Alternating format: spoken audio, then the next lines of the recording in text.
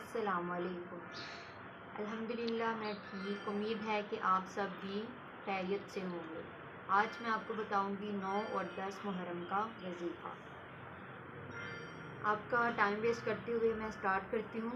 इसका तरीका ये है कि आप 9 और 10 मुहर्रम यानी कल और परसों के दिन से लेके मुहर्रम जुमा के दिन तक किसी भी वक्त जब आपको आसानी हो, बावज़ू होकर पाक साफ लिबास पहनकर किसी पुरसुकून जगह पर किबला के रुख बैठकर दिल में इमाम अली हुसैन रज़ी अल्लाह तआला अन्हु से सच्ची मोहब्बत और करबला के शहीद का तसव्वुर कायम करना है।